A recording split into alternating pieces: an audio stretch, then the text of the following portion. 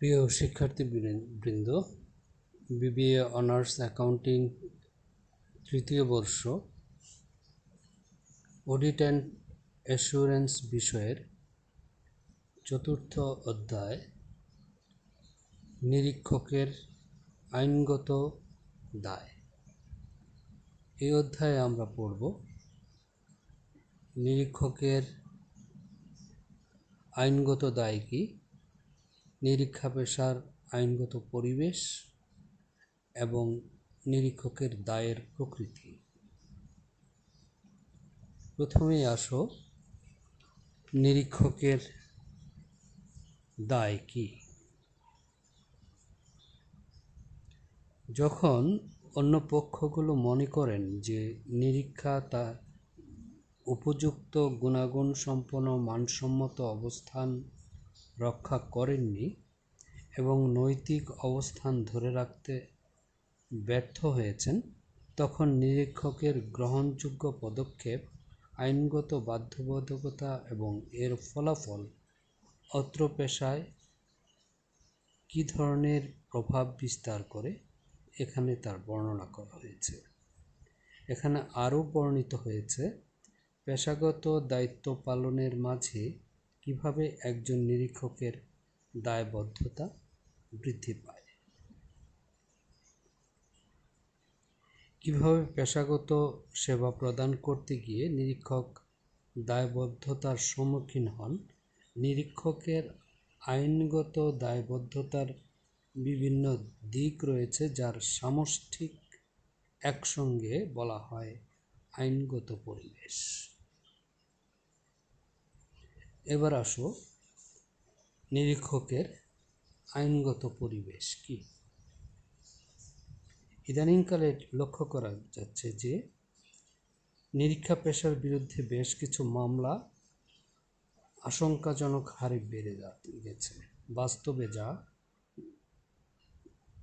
ঘটছে তা হলো বড় কোনো নিরীক্ষা প্রতিবেদনের কোনো একটি অংশ বা তার যথার্থ প্রকাশ করতে না পারায় কর প্রদানকারী ও বিনিয়োগকারীরা ক্ষতির সম্মুখীন হচ্ছেন। একটি বিষয়ে সবাই একমত যে যারা ব্যবসায় ব্যর্থ হয় বেশিরভাগ ক্ষেত্রে তারাই জুয়াচুরির আশ্রয় নিতে চায়। বাদী ও বিবাদীর আইনজীবী সাধারণত আর্থিক বিবরণীর ভুলের বা বিকৃতির মাত্রা প্রমাণের চেয়ে তাদের নিজস্ব ক্ষতিপূরণ দাবি আদায় করতে মরিয়া হয়ে ওঠে। এটিকে বলা হয় ডিপ পকেট থিওরি। অধিকন্তু মোটা অঙ্কের মামলায় বিচারকদের একটা ঝোঁক আছে যে নিরীক্ষকের বিরুদ্ধে ক্ষতিপূরণ আদায় করার দিকে বেশিরভাগ বিচারক মতামত দিয়ে থাকেন। যদিও নিরীক্ষক সম্পূর্ণ নিয়মনীতি গ্যাস অর্থাৎ generally accepted auditing standard BSA, Bangladesh standard on auditing এবং ISA international standard on auditing মেনে নিয়ে নিরীক্ষা প্রতিবেদন দাখিল করেন। নিরীক্ষা পেশা দিন দিন ঝুঁকিপূর্ণ হয়ে উঠছে। মানুষের মধ্যে নৈতিকতা, সততার ব্যাপক হারে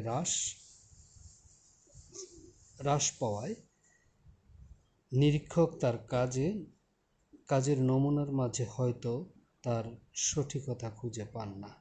নিরীক্ষক প্রতিষ্ঠান সম্পর্কে ভাষা ধারণা নিয়ে মন্তব্য প্রদান করার ফলে ব্যবহারকারীরা ভুল পথে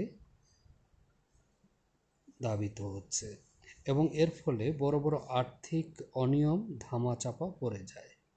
ব্যবহারকারী ক্ষতিগ্রস্ত হলেই সে নিরীক্ষকের বিরুদ্ধে আইনগত ব্যবস্থা গ্রহণ করলে নিরীক্ষক পাল্টা মামলার সমাধানে পৌঁছায়।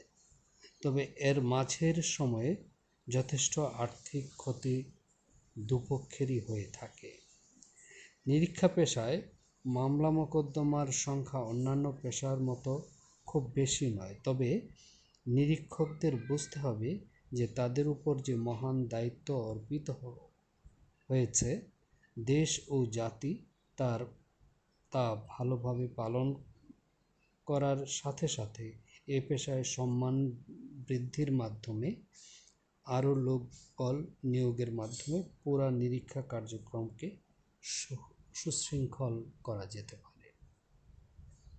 তাহলে আমরা বুঝলাম যে নিরীক্ষা পেশার আইনগত পরিবেশ বলতে আমরা বুঝি যে বিভিন্ন স্ট্যান্ডার্ডগুলি বিএসএ, আইএসএ এবং গ্যাস এগুলি মেনে নিয়ে এইগুলিকে সামনে রেখে নিরীক্ষক তার নিরীক্ষা কাজটি পরিচালনা করেন। তথাপি যখন দেখা যায় যে বিভিন্ন পক্ষ ক্ষতিগ্রস্ত হয়, তখন নিরীক্ষকের উপর চড়াও হয় এবং নিরীক্ষকের বিরুদ্ধে মামলা করে থাকেন। ফলে নিরীক্ষকও পাল্টা মামলা করে থাকেন। এই দুপক্ষের, বাদী এবং বিবাদীর উভয় পক্ষের পাল্টাপাল্টি মামলার ফলে উভয় পক্ষেই আর্থিকভাবে ক্ষতিগ্রস্ত হয়। এক্ষেত্রে নিরীক্ষককে যেমন অধিকতর সততা এবং নৈতিকতা অবলম্বন করে কাজ করতে হয়, এবং পাশাপাশি বিভিন্ন ইন্টারেস্টেড যে পক্ষগুলো আছে তাদেরও উচিত যে বিবরণীগুলি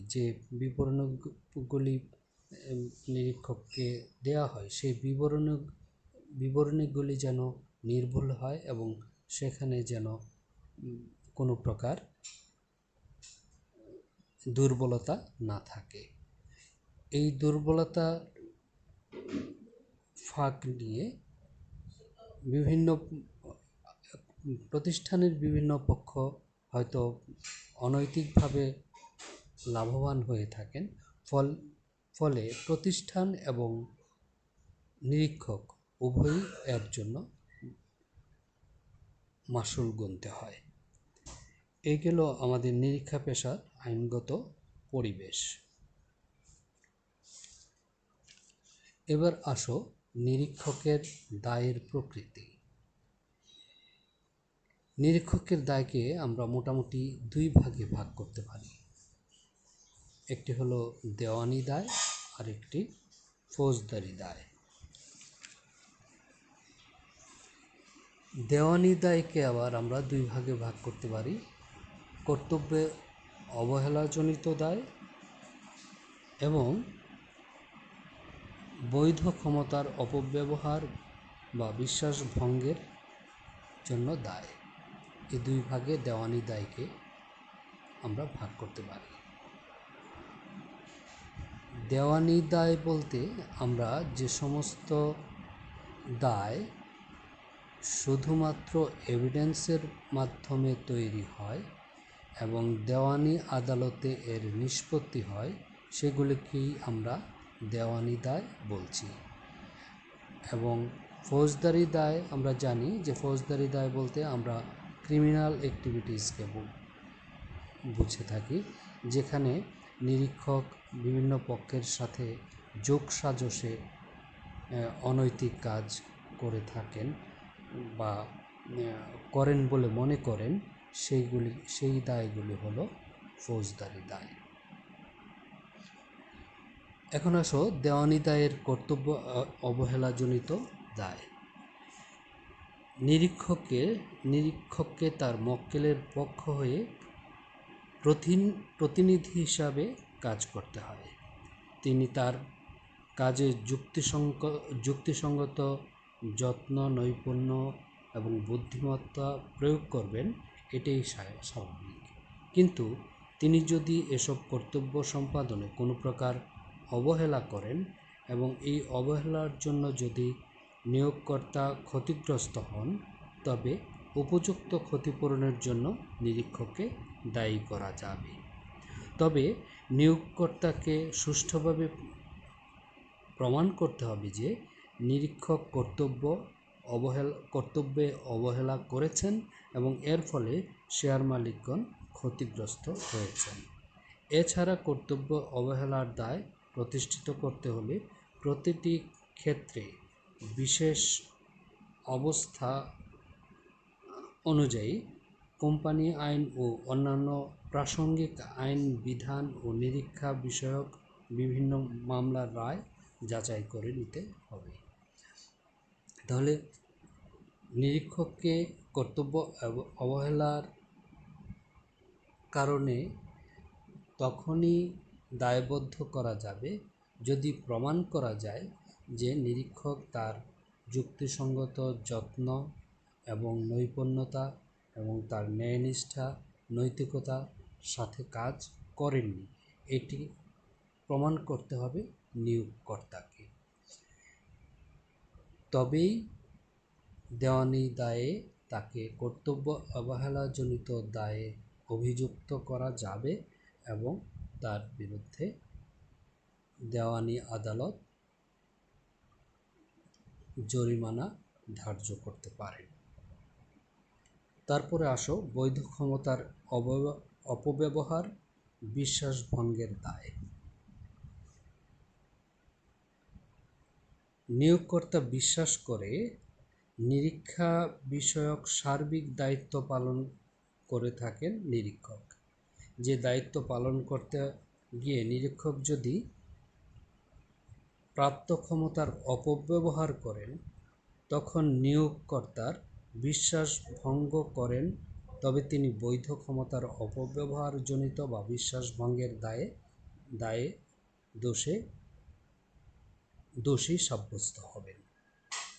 1994 সালের কোম্পানি আইনের 331 ধারা অনুযায়ী কোম্পানির অবলুপ্তির প্রক্রিয়া থাকলে যদি এটা প্রতীয়মান হয় যে নিরীক্ষক কোম্পানির অর্থ বা সম্পত্তির অপপ্রয়োগ করেছেন বা